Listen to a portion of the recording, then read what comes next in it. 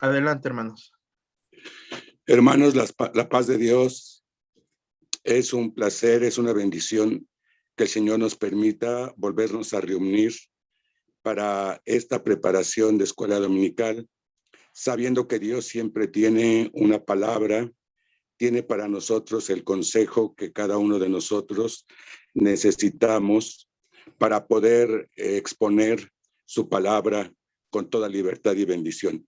Hagamos una oración para que el Señor bendiga a nuestro hermano Benjamín, que el Señor le use con poder y con su hermosa bendición. Padre eterno, en esta hermosa hora te agradecemos, Señor, toda bendición y toda buena dádiva, porque de ti vienen todas las cosas. Gracias, Señor, por esta oportunidad que nos permites de estar reunidos, Señor, para escuchar tu palabra y poder nosotros exponer este próximo domingo, Señor, con bendición. Toma en tus manos a nuestro hermano Benjamín, tú le uses, tú le bendigas, tú seas con él, le des la palabra y a cada uno de nosotros, Señor, tu bendición, Jesús, venga sobre cada uno de nosotros. En el nombre de nuestro Señor Jesucristo, te pedimos tu ayuda y bendición en esta hora, oh Dios. Amén. Nuestro hermano Benjamín. La paz de Dios, amados hermanos, le damos gracias a Dios que el Señor nos permite pues tener una exposición más de su palabra. Y bueno, como ustedes ya lo están viendo o lo han visto ya en sus temarios, nos corresponde hoy el segundo tema de las lecciones acerca de nuestro Señor Jesucristo. Reitero, como la cristología es un tema muy amplio, lo hemos tratado de dividir en 3 diferentes lecciones, ¿sí? En esta tarde vamos a ver la segunda de estas y ahorita justo denme un minuto, les voy a compartir ya mi presentación. Aclaro también, la presentación todavía no está disponible, entonces lo estará el día de mañana. Sabemos que, bueno, todos nosotros nos es muy útil tener la presentación. No sugerimos que como tal esta presentación pues sea la que usted utilice en su grupo, sino que esta ocupa pues este espacio que estamos ahorita explicando, ¿no? Usted revise la presentación el día de mañana, así como le han hecho llegar el link para estar con nosotros esta tarde, le van a hacer llegar también a su correo, le van a hacer llegar la presentación, pero pues también trabájela para que la presentación con la clase. No vamos a tocar todos los temas, ese es otro también comentario. No tocaremos todos los temas que se encuentran en el temario de Nueva Raza, todas las secciones, mejor dicho, los temas sí, las secciones no, sino que nos vamos a concentrar mucho en el contenido bíblico. ¿Me están comunicando un mensaje? Bueno, como les decía, pues usted sabe que por cuestiones de impresión, pues tenemos limitados las palabras, ¿no? Entonces nosotros ahorita lo que buscamos es una ampliación. Me hacen la corrección de que no llega por correo, sino más bien entonces está en la página, me imagino, ¿no? Ellos tienen que volver a entrar a la página. Si me confirmas por aquí, mis hermanos del apoyo técnico, ok.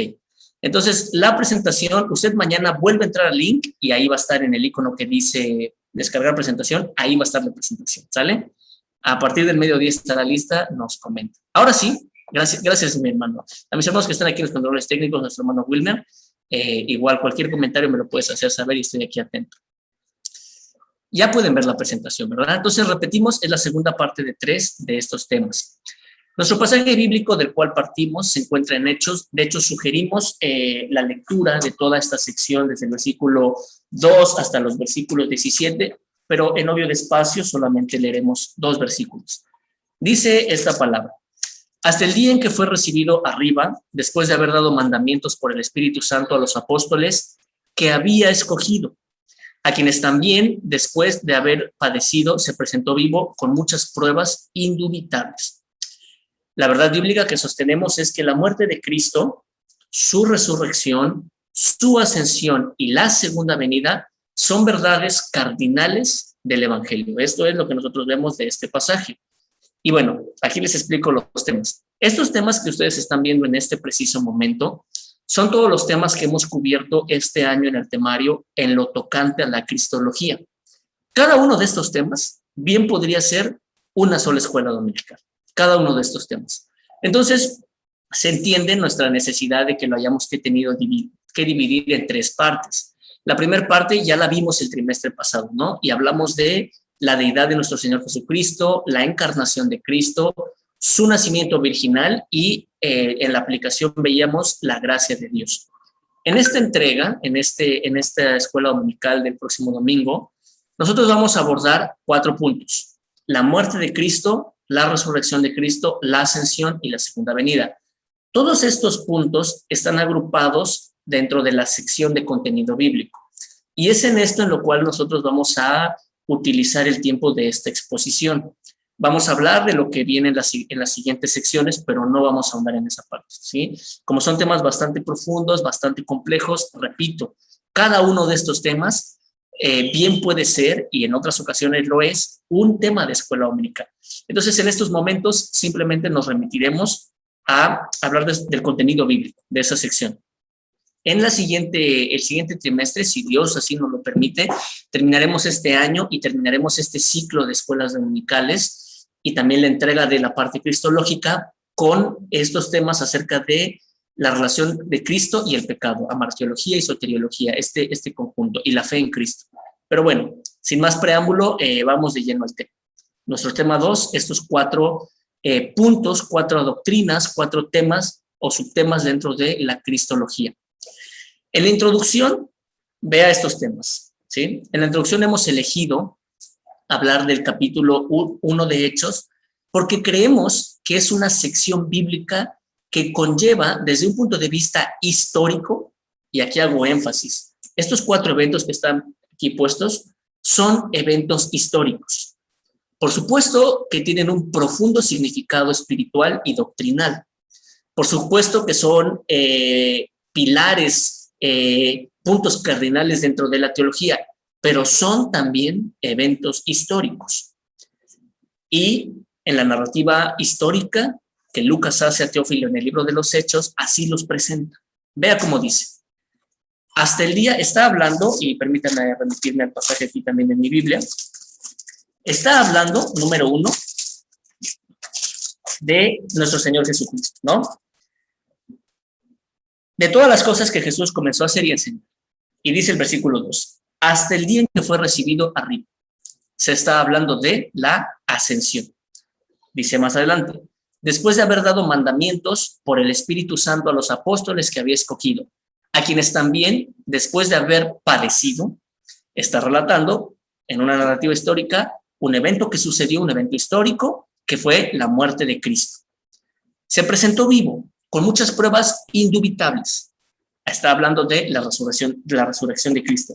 Y en esta misma sección, en el versículo 11, cuando termina esta parte del 2 al 11, antes de hablar de la sucesión de Judas, dice, los cuales también dijeron, varones galileos, la voz de los ángeles, ¿por qué estáis mirando al cielo?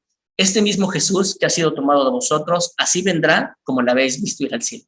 Y ahí Hechos está hablando igual en un relato histórico acerca de la segunda venida. Entonces, este capítulo 1 de los Hechos, implícitamente y explícitamente habla de estos 4 puntos que vamos a cubrir en esta escuela dominical. La ascensión del Señor, su muerte, la resurrección y su segunda venida. Por supuesto que no en ese orden es como los veremos esta noche. Estos 4 temas, obviamente, también pues obedecen a esta agrupación muchos motivos.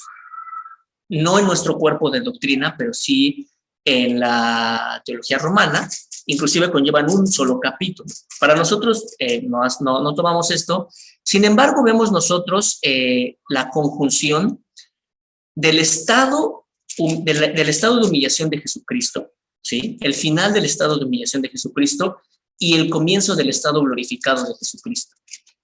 Con la muerte de Cristo termina y empieza con la resurrección de Cristo el estado glorificado de Cristo. La humillación, el estado de humillación de Cristo, así se le conoce, esta es la doctrina conocida como los estados de Cristo, ¿sí? Cristo tiene un estado preexistente, Lo vemos en el Antiguo Testamento, lo vemos en Juan capítulo 8, es el estado preexistente de Cristo. Tenemos un estado de encarnación, que también conocido como el estado de humillación de Cristo, y tenemos también después un estado de glorificación de Cristo, ¿sí? Entonces, estos 4 temas representan ese enlace. Ahora, estos estados de Cristo, a su vez, representan en una aplicación muy práctica, primero, nuestra esperanza en el presente.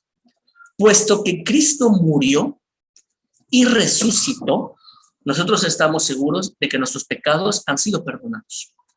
Nosotros estamos seguros de que somos justificados, de que hemos sido reconciliados con Dios, de que nosotros moriremos, pero resucitaremos. Entonces eso nos da una esperanza real basada en estos hechos históricos, una esperanza para nuestro presente, pero cerraremos nuestros ojos y los abriremos para la eternidad. Y también la esperanza se prolonga desde el presente hasta la eternidad con base en los siguientes 2 hechos, que Jesucristo ascendió y su segunda venida. Entonces, por eso esto es lo que en palabras, en párrafos, se encuentra en nuestra introducción.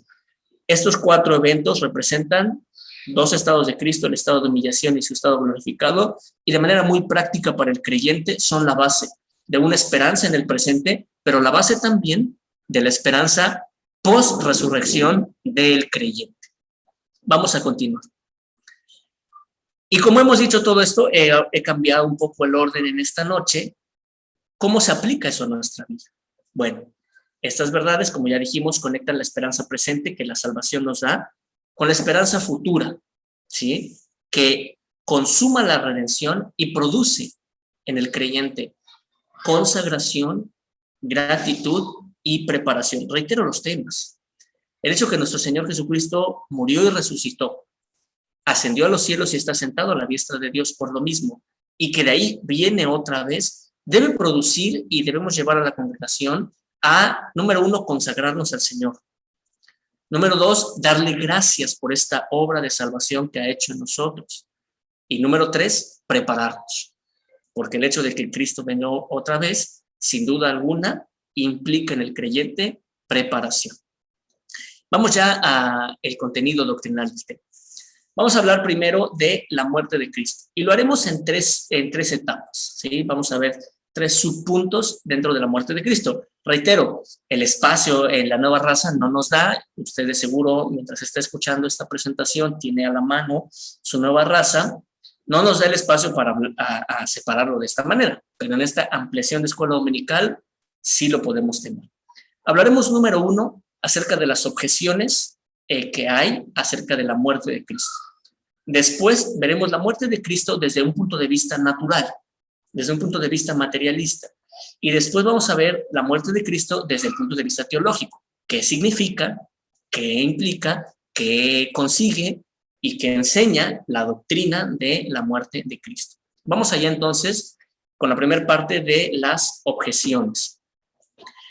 Negar la muerte de Cristo sugiriendo que se recuperó después. Esto es algo que no es nuevo, y aquí se lo pongo.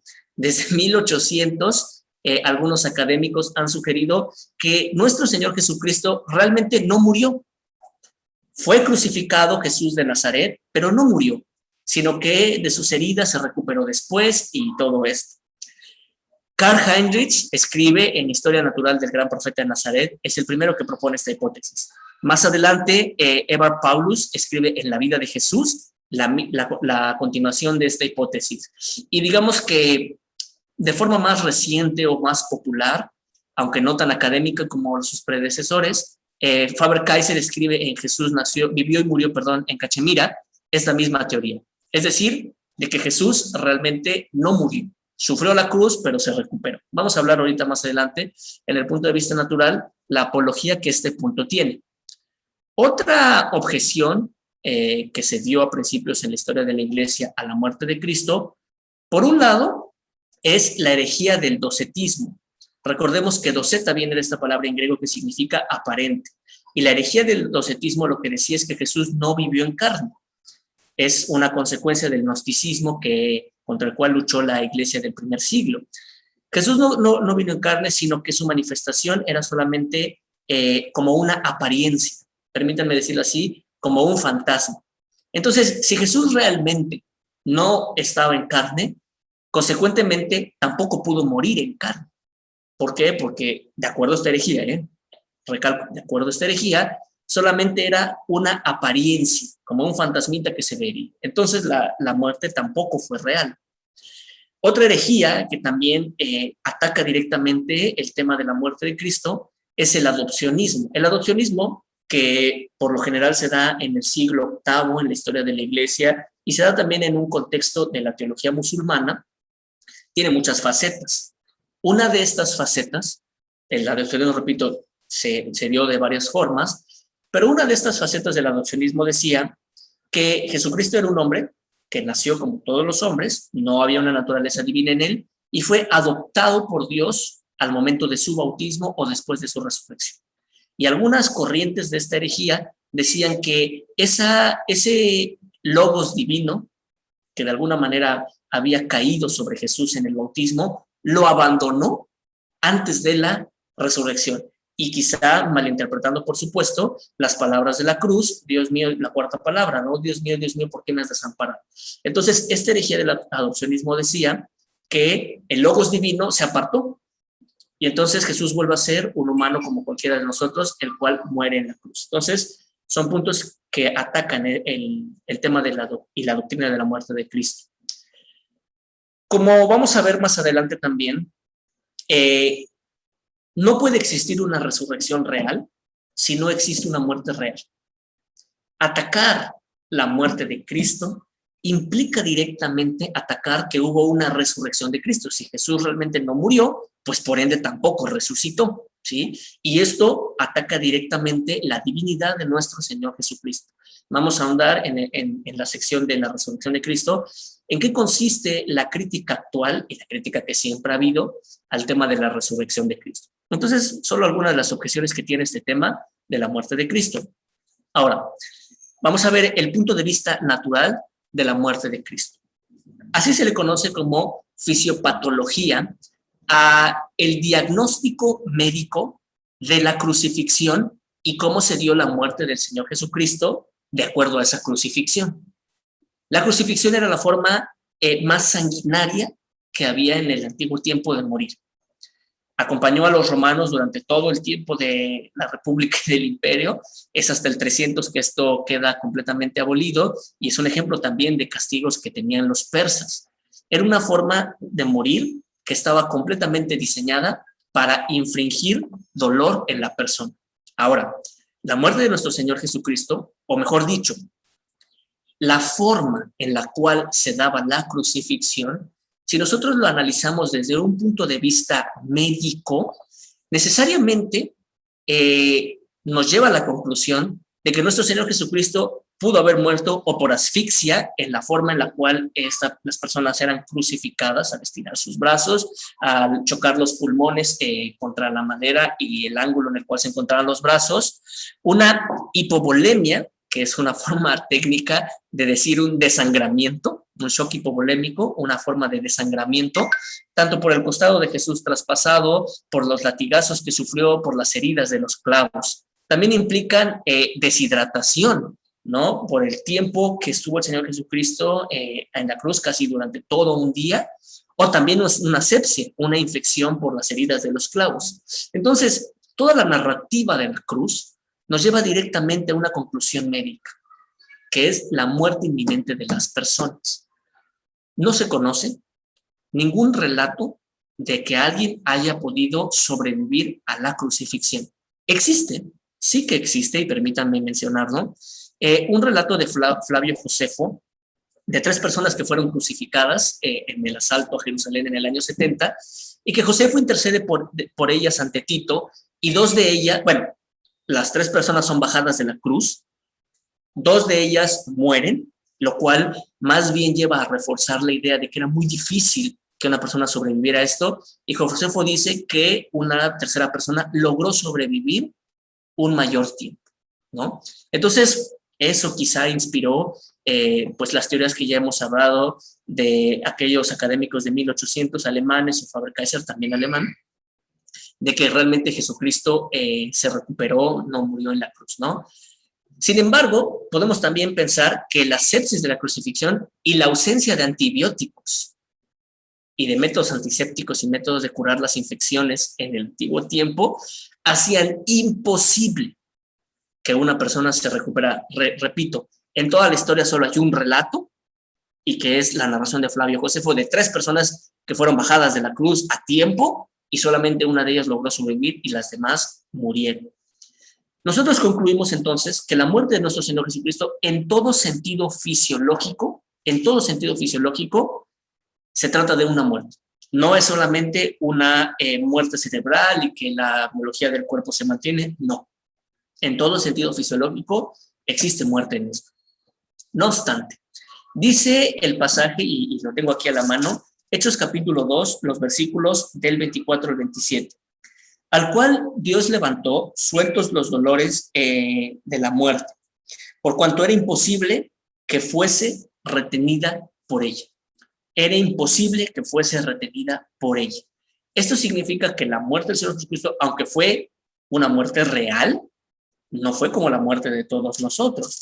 En ese mismo sentido, el versículo 27 dice: no dejarás mi alma en el Hades, ni permitirás que tu santo vea corrupción. La desintegración que procede a la muerte que ocurre en todos nosotros, pues obviamente las consecuencias también de bacterias, de infecciones en el cuerpo, el rigor mortis y muchas otras diagnósticos que puede tener un cuerpo humano luego de muerto, putrefacción, etcétera, concluimos que no ocurrieron en el caso de nuestro Señor Jesucristo. Dice la palabra de Dios, no vio corrupción. Más adelante también el versículo 37 del capítulo 13 de los Hechos dice así: mas de aquel de quien Dios levantó no vio corrupción.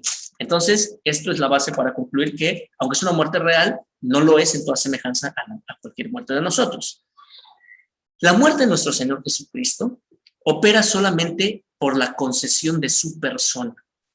La muerte del Señor Jesucristo, y de esta forma lo hemos puesto pues ahí en el documento, en la nueva raza, no fue el resultado de las acechanzas, ¿sí? No fue el resultado de las amenazas o de las intrigas, de lo planeado por los fariseos.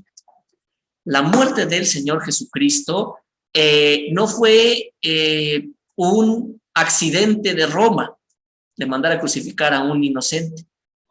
La muerte del Señor Jesucristo, el Señor Jesucristo a sí mismo la entregó y la permitió. Dice Juan 10, capítulo 18, el Señor Jesucristo hablando: nadie me quita mi vida.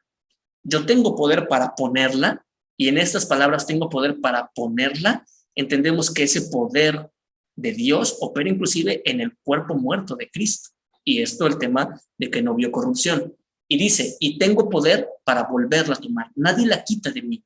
En ese mismo sentido, en Lucas 23, 46, el relato de la crucifixión, nuestro Señor Jesucristo dice que entregó el Espíritu.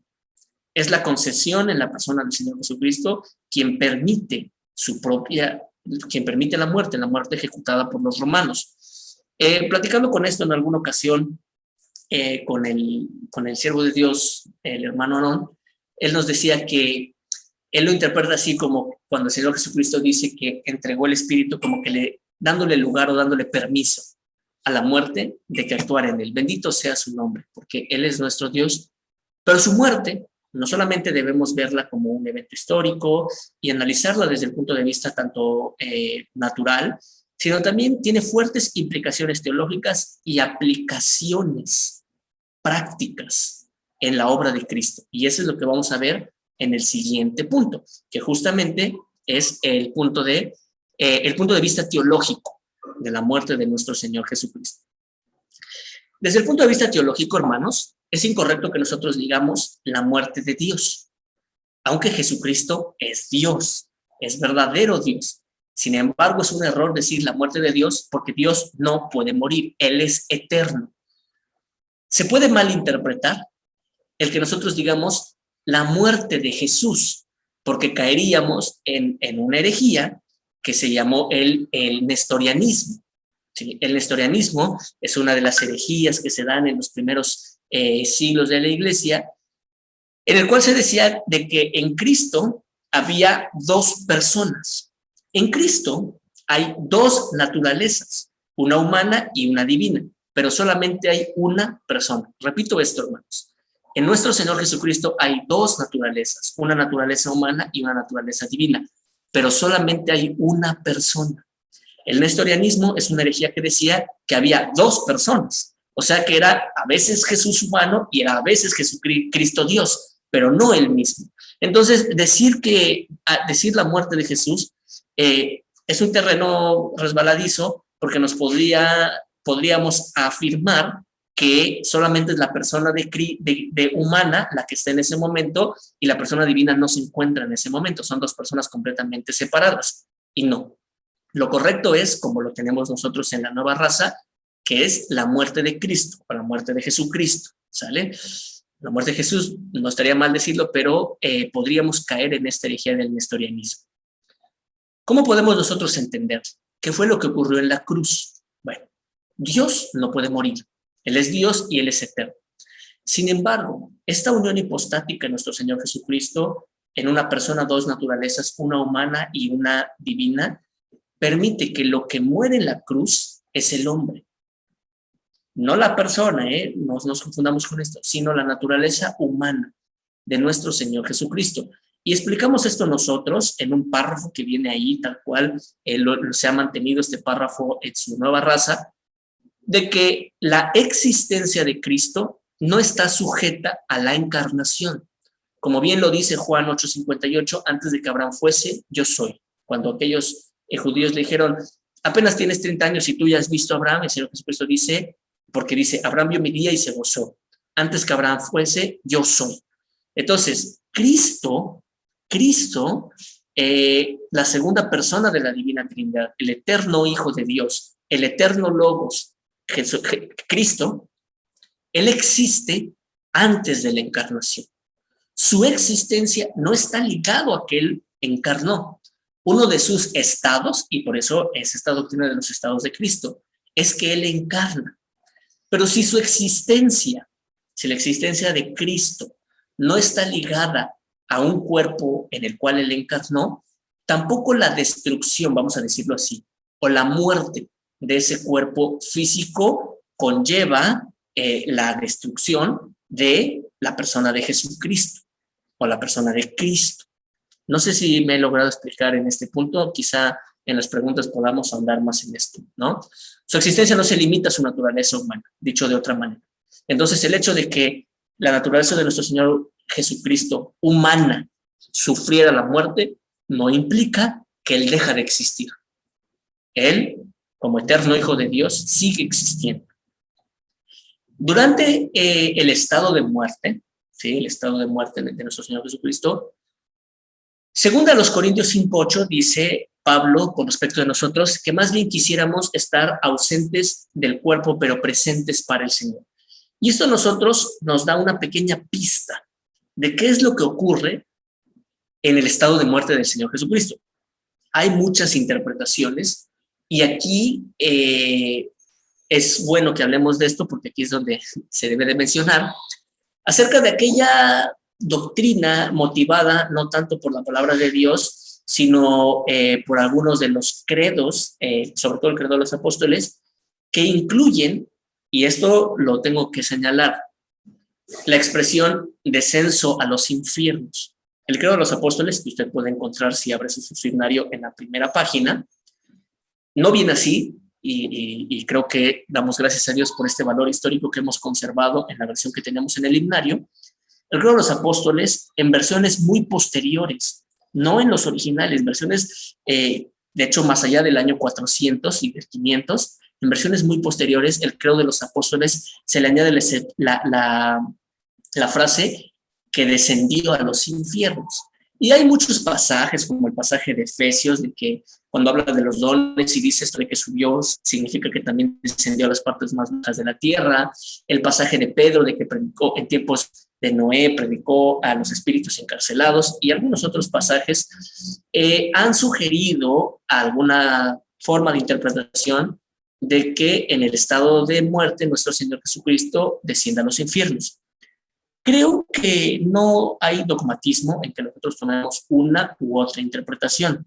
Sin embargo, repito, esto, al menos en el credo de los apóstoles, no se encuentra en los primeros años de la iglesia, sino que claramente se ve un añadido muchos años más tarde.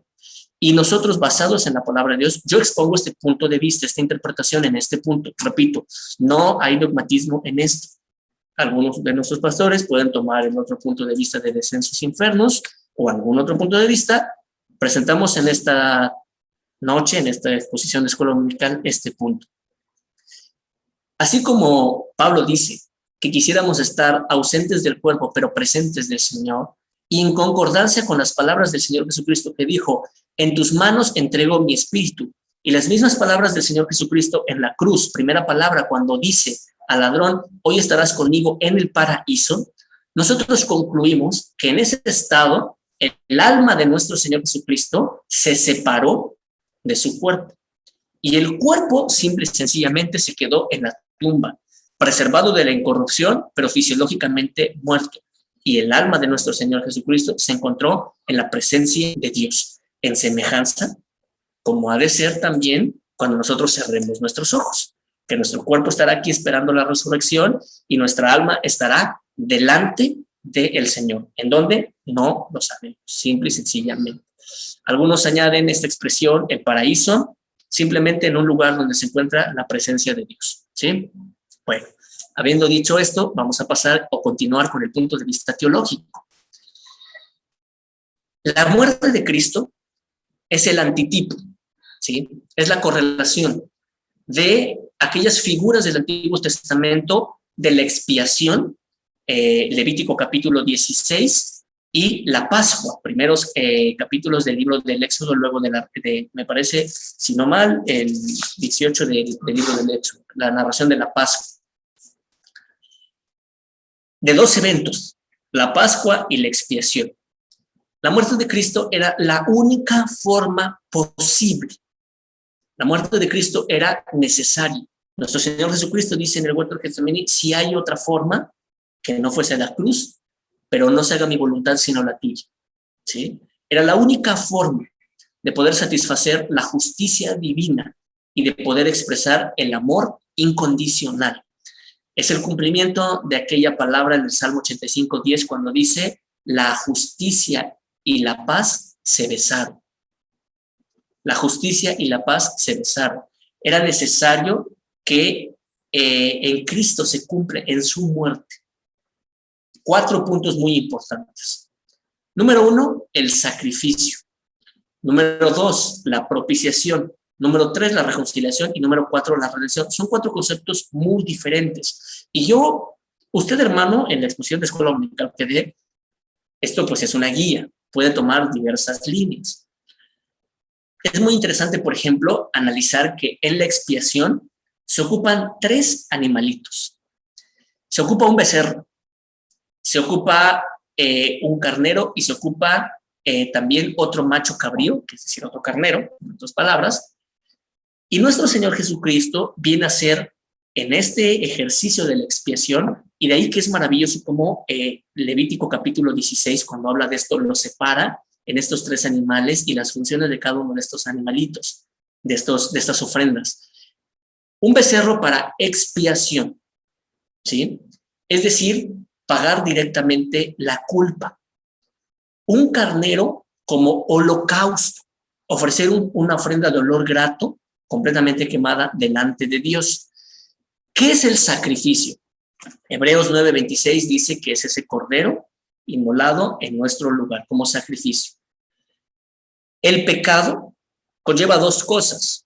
Número 1, la restitución del agravio. Y número 2, la satisfacción desde el punto de vista penal de lo que se cometió. Déjenme explicar esto en otras palabras. Si yo robo un objeto, solo un ejemplo, número 1, tengo que pagar el objeto. Y número 2, tengo que recibir una acción disciplinaria por mis actos. Estas 2 acciones son las que llamamos respectivamente sacrificio y propiciación. Sacrificio, el pago directo por el pecado. propiciación, la culpa o la demanda de la justicia ante la acción cometida. Y esto lo vemos por un lado en Hebreos 9:26, primera de Juan 4:10. La muerte de Cristo consigue también la reconciliación. Es decir, que nosotros, alejados de Dios por el pecado, al Cristo morir por nosotros, nos reconcilian. Romanos 8 también, la idea de que quién acusará a los escogidos de Dios. Cristo mismo, quien es sacrificio, quien es propiciación, es quien nos reconcilia, quien intercede delante del Padre. Y por supuesto, también la redención, que las consecuencias del pecado también son quitadas gracias a la resurrección de Cristo. Estos 4 puntos, hago aquí una pausa, no vamos a ahondar esta noche en ellos. Estos 4 puntos los vamos a explicar en la siguiente Escuela Dominical de Cristología, que es el próximo trimestre y el último trimestre del año, donde hablaremos en el tema de Cristo ante el pecado. Ahí vamos a ahondar acerca de estos 4 puntos. Solamente los he puesto aquí, si usted en su Escuela Dominical quiere ahondar en cómo Cristo viene a ser tanto el becerro de la expiación, como el carnero del holocausto, como el cordero de la paz. Él es el antitipo de todos estos tipos del Antiguo Testamento. Vamos a avanzar porque si no, no nos va a dar tiempo de ver los otros temas. La resurrección de nuestro Señor Jesucristo. Primero nos encontramos con una necesidad apologética por la fuerte crítica que esto conlleva.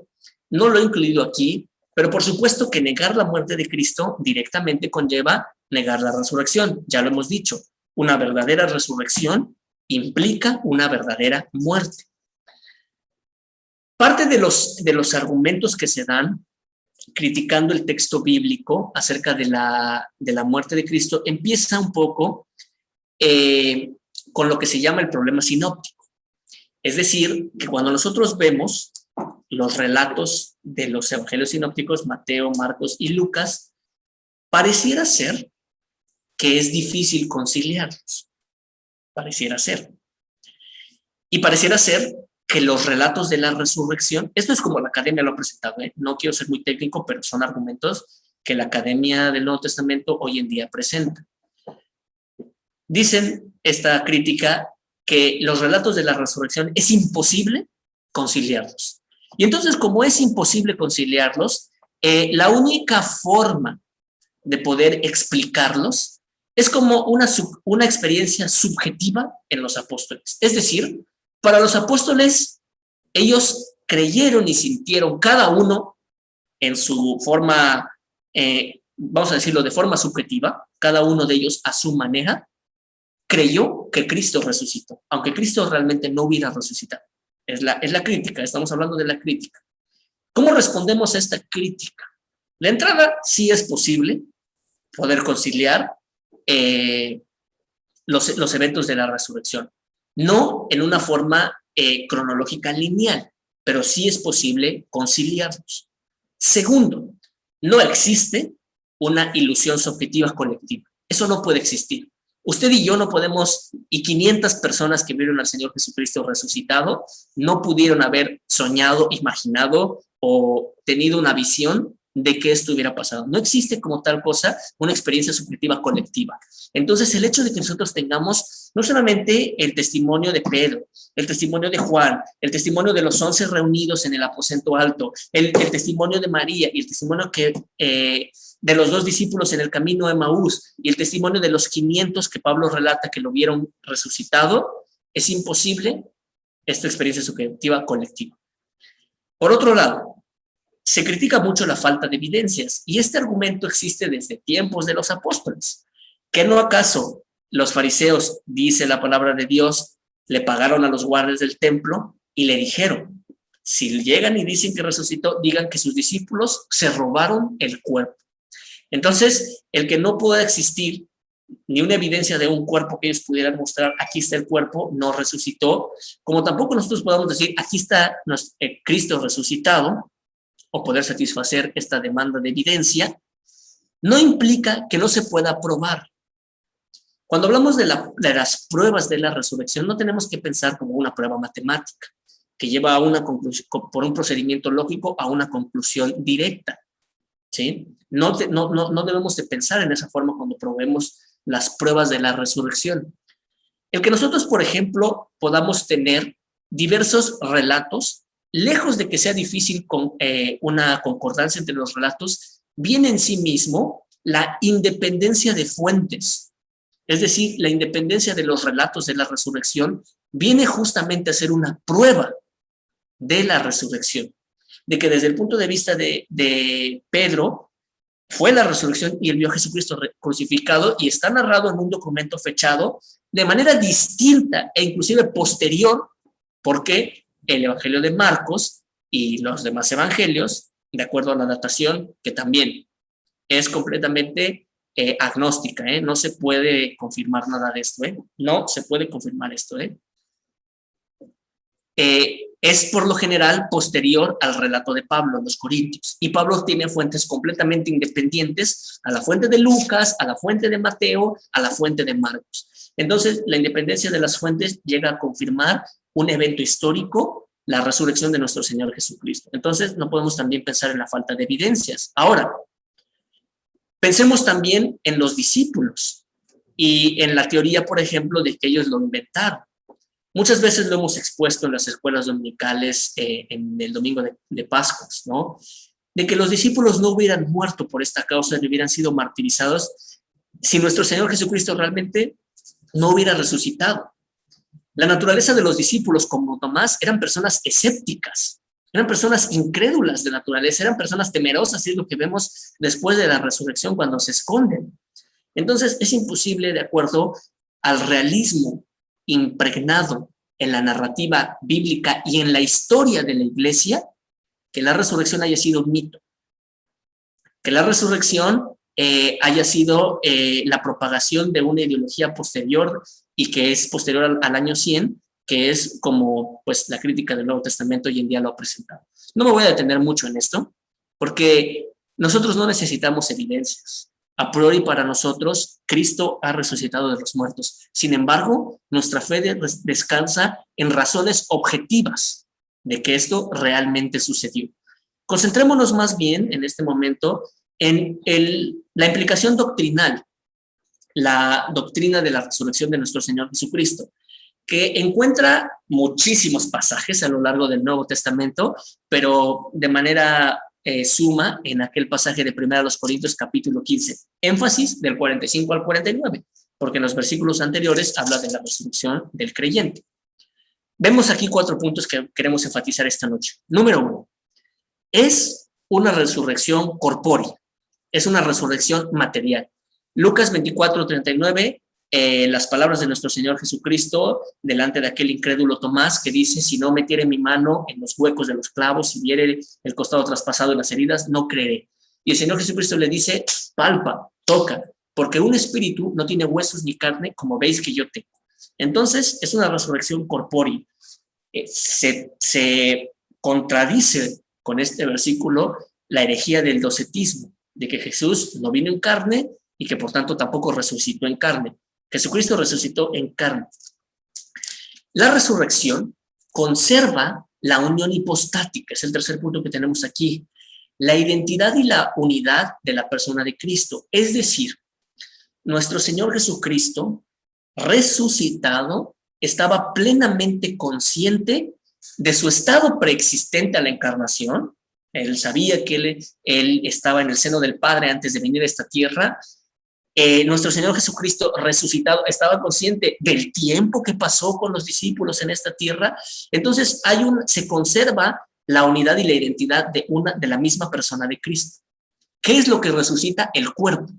El cuerpo es lo que resucita, pero resucita en un cuerpo espiritual. Cristo, hoy sentado a la diestra del Padre, sigue siendo verdadero hombre y verdadero Dios. Pero esa naturaleza verdaderamente humana que Cristo sigue conservando es una naturaleza humana glorificada, o, en palabras de Pablo, un cuerpo espiritual. Y esto no es una contradicción, porque pues el espíritu no es materia, ¿verdad? Y el cuerpo sí es materia. Pero esta es la expresión que Pablo utiliza, la expresión teológica, un cuerpo espiritual. Digámoslo de otra manera, un cuerpo glorificado. Es el comienzo de la naturaleza humana glorificada, porque así como nuestro Señor Jesucristo en su encarnación, Hebreos capítulo 4, es semejante a nosotros en todo, excepto en el pecado, nuestro Señor Jesucristo es también semejante a nosotros en la resurrección, pero Él es el primogénito. Quiere decir que a semejanza del cuerpo resucitado de nuestro Señor Jesucristo, nosotros también resucitaremos. El cuerpo post-resurrección del creyente es semejante, es igual al cuerpo resucitado de nuestro Señor Jesucristo. Se trata entonces del modelo al cual seremos nosotros resucitados. Y aquí hablamos de la esperanza futura. El hecho de que nuestro Señor Jesucristo resucitó, para el creyente le garantiza que nosotros también resucitaremos.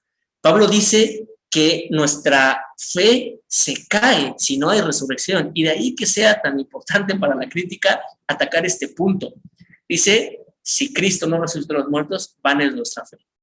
Rápidamente aquí les comparto el testimonio de un familiar mío, mi abuelo paterno, que nunca quiso aceptar a Cristo todos sus años, y ya siendo muy anciano, un tío mío siempre lo traía al templo, y siendo muy anciano, un día saliendo del templo fueron a comer, y mi tío le preguntó y le dijo, ¿tú crees que Jesucristo nació? Y aquel hombre dijo, sí, claro, pues la Navidad, ¿no es eso? Que Cristo nació y esto. ¿Y crees que vivió en esta tierra como un personaje histórico? Sí, hay muchas evidencias. History Channel ha pasado muchas veces ese documental de la historicidad de nuestro Señor Jesucristo. ¿Y tú crees que murió? Pues claro, hay el testimonio de la crucifixión, la Semana Santa. Y luego le preguntó, ¿y crees que resucitó? Y aquel hombre, escéptico e incrédulo más de 80 años de su vida, se desplomó y empezó a llorar y aceptó a Jesucristo como su Salvador. La resurrección de Cristo, si bien esto nos da un equilibrio doctrinal, porque mientras el nacimiento de Cristo apunta directamente a la encarnación, a la naturaleza humana de nuestro Señor Jesucristo, la resurrección de Cristo apunta directamente a la naturaleza divina de nuestro Señor Jesucristo. Él es diferente a todos los personajes del Antiguo Testamento que resucitaron, porque en el Antiguo Testamento resucitó el hijo de la viuda de Naín, resucitó, Dorcas es resucitado por nuestro Señor Jesucristo, el hijo de la viuda de Naín en tiempos del Señor Jesucristo, pero la viuda de Elías también resucita en el Antiguo Testamento, confundí los nombres. Muchos santos resucitaron cuando el Señor Jesucristo resucitó, pero la resurrección del Señor Jesucristo es completamente diferente y única. Diferente y única. Precede y es el arquetipo al cual todos nosotros vamos a resucitar. Nos garantiza la esperanza de que resucitaremos. El verdadero, nuestro Señor Jesucristo, no podía ser retenido por la muerte, porque Él no era un hombre cualquiera. Aunque es verdadero hombre, Él es también verdaderamente Dios y resucitó. Y está sentado a la diestra del Padre, bendito sea su nombre para siempre. Y con esto me paso muy rápidamente, espero que nos dé tiempo esta noche de ver todos los puntos, a una doctrina más, que es la doctrina de la ascensión. Hemos puesto nosotros ahí en el texto de la Nueva Raza, de que la doctrina de la ascensión, nosotros de hecho tenemos esto en nuestro calendario. En nuestra escuela dominical observamos la ascensión de nuestro Señor Jesucristo. No todas las iglesias lo hacen. Y creo que la doctrina de la ascensión de Jesucristo muchas veces queda completamente absorbida por la resurrección. Sin embargo, hay una profunda enseñanza en la ascensión de nuestro Señor Jesucristo. No nos da tiempo realmente de leerlo, solamente permítame leer uno de estos salmos mesiánicos que implícitamente nos muestran esta doctrina desde el Antiguo Testamento. En los salmos mesiánicos no solamente vemos la pasión de Cristo, no solamente vemos la resurrección de Cristo, inclusive su ascensión se encuentra marcada. Salmo 68, versículo 18, y usted puede leer los demás más adelante, dice, subiste a lo alto, cautivaste la cautividad, tomaste dones de los hombres, para que entre ellos habite Jehová Dios. Este es el texto que Pablo va a citar en los Efesios, pero note cómo se encuentra ahí, subiste a lo alto, ¿no? Esta doctrina de la ascensión, teología mesiánica del Antiguo Testamento. El hecho de que nuestro Señor Jesucristo ascendiera y entrara en los cielos, que es lo que poéticamente se expresa en el Salmo 24, es una perfecta analogía con el día de la expiación. En el día de la expiación, una vez que la sangre ha sido derramada en expiación, la sangre del holocausto, la de la expiación no, la del holocausto, es tomada por el sacerdote y con esa sangre y con una nube de olor grato, el sumo sacerdote entra en el lugar santísimo y la deposita ahí. Esta analogía de la expiación apunta directamente a la doctrina de la ascensión, porque con su mismo cuerpo entregado, con las heridas de la cruz, con las marcas de la expiación, nuestro Señor Jesucristo como sumo sacerdote, triple oficio de Cristo también, entra, triplex munus, esta doctrina, entra en el lugar santísimo, entra en la presencia de Dios, asciende a los cielos, mostrando su cuerpo para que haya verdaderamente una ofrenda grata y aceptable y una completa reconciliación de Dios con el hombre. La completa reconciliación de Dios con el hombre se muestra en el momento en que nuestro Señor Jesucristo asciende a los cielos. La ascensión de Jesucristo también apunta directamente a la unidad de las tres personas divinas. Vamos a hablar de esto en la siguiente escuela dominical, Cristo ante el pecado, pero cada una de las personas divinas tiene un ministerio divino dentro del plan de la redención, ¿sí?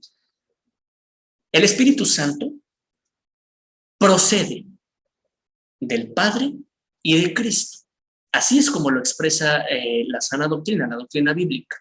Entonces, era necesario que nuestro Señor Jesucristo ascendiera, y él se los dijo a sus discípulos: os conviene que yo me vaya, porque si me fuere, os lo enviaré. Porque entonces sí, tanto del Padre en los cielos como del Jesucristo ascendido a los cielos, de ellos emana, es enviado y procede el Espíritu Santo. Efesios 4:8, este pasaje que replica la voz del Salmo 68 y que Pablo menciona, dice, subiendo a lo alto, dio dones a los hombres. La venida del Espíritu Santo, pero que nuestro Señor Jesucristo esté arriba, en los cielos, que haya ascendido, hace posible que Él también envíe, junto con el Espíritu Santo a su iglesia, dones. Hace también posible que nuestro Señor Jesucristo interceda por nosotros, porque Él está a la diestra del Padre, intercediendo por nosotros. La intercesión de Jesucristo no solamente se dio en la cuarta palabra. La intercesión de Jesucristo es un ministerio continuo del Cristo resucitado y ascendido a la diestra del Padre. También la doctrina de la ascensión tiene una profunda conexión con la segunda venida. En las palabras finales de Hechos capítulo 1, versículo 11. Este mismo Jesús, así como lo habéis visto subir al cielo, así también va a regresar. Esto quiere decir que la segunda venida no va a ser, como el adventismo en algunas ocasiones presentó, algo espiritual que va a ocurrir, sino como el mismo corpus resucitado de nuestro Señor Jesucristo asciende, el mismo cuerpo de nuestro Señor Jesucristo va a descender en su segunda venida. Solamente digo esto, Hechos 1:11 conecta la doctrina de la ascensión con la de la segunda venida.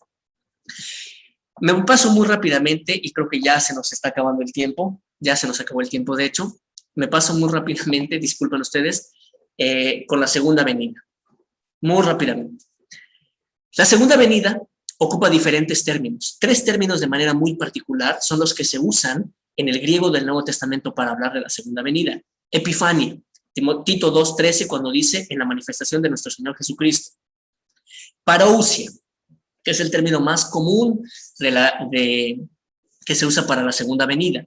Y Apocalipsis, que es el término que de hecho usa 2 Tesalonicenses 1:7. En obvio de tiempo no leo yo los versículos, usted puede consultarlos más adelante.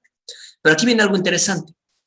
El hecho de que haya palabras distintas que se usan para hablar de la segunda venida, sugiere también momentos distintos de la segunda venida. Hay un gran debate alrededor de esto.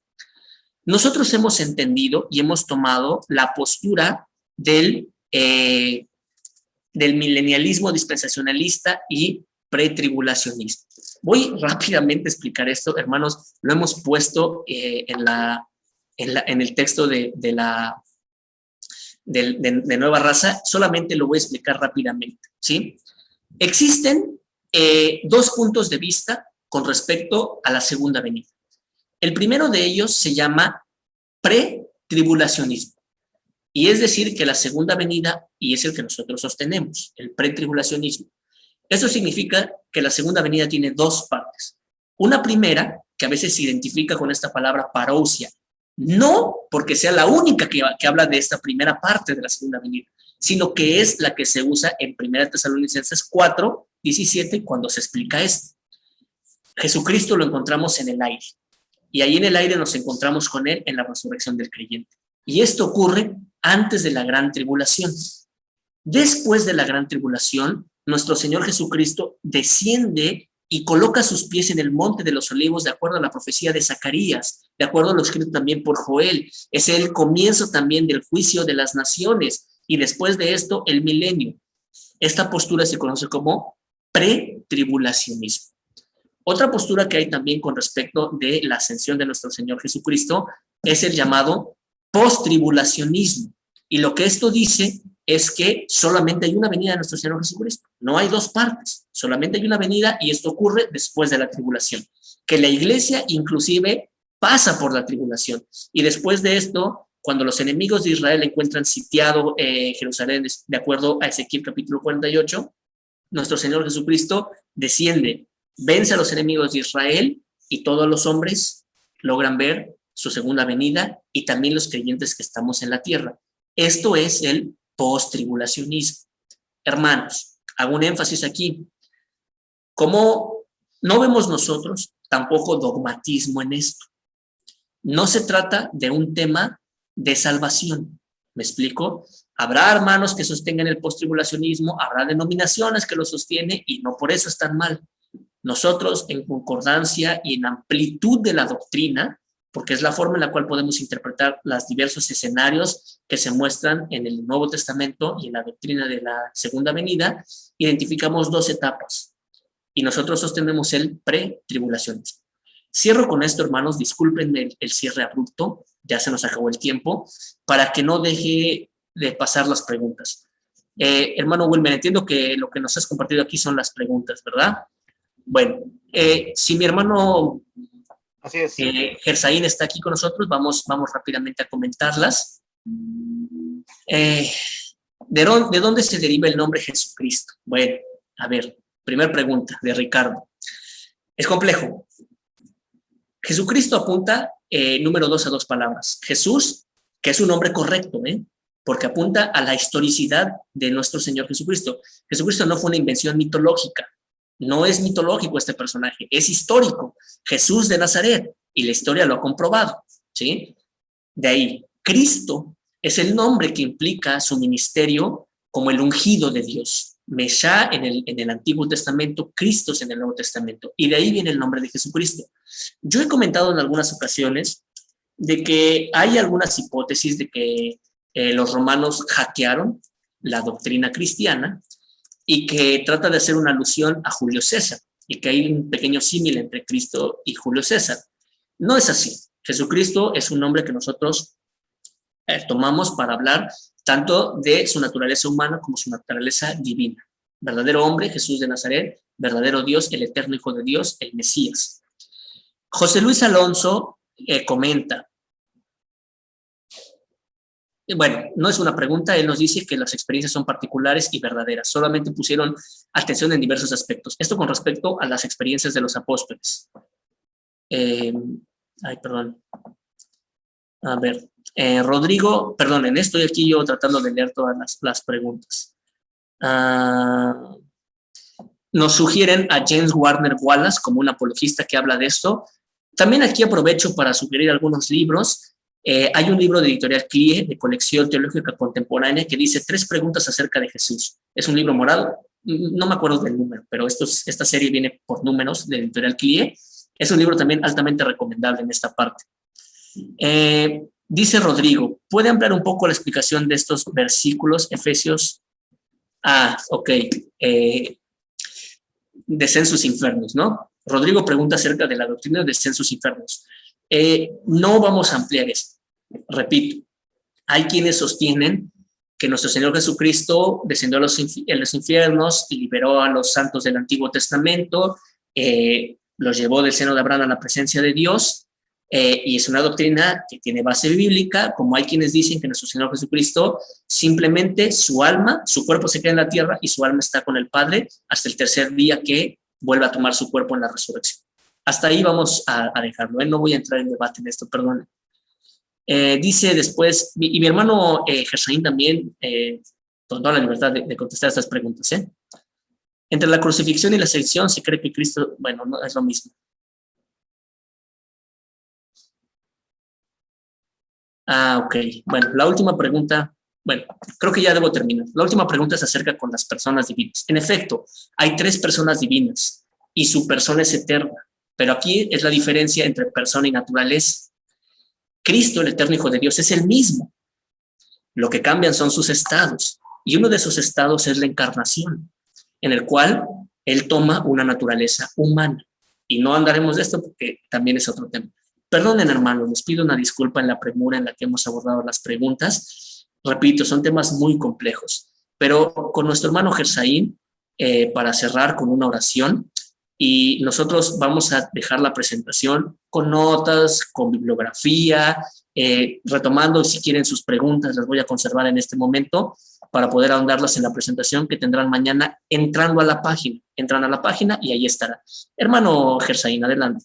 Padre nuestro, que estás en el reino de los cielos y también estás en medio de nosotros, te agradecemos, Señor, este tiempo que hemos tenido y que nos has dado oportunidad para escuchar, Señor, esta preparación de escuela dominical. Toma en tus manos, Señor, a cada uno de tus siervos que amablemente, Señor, estuvimos conectados en esta hermosa tarde. Te pedimos, Señor, que todo esto sea de grande bendición para nosotros, para nuestras vidas. En el nombre glorioso, en el nombre de Jesús, te agradecemos esta bendición. Gracias, Señor, oh Dios, en el nombre de tu Hijo Jesucristo. Amén. La paz de Dios, hermanos. Dios sea con todos nosotros. La paz de Dios.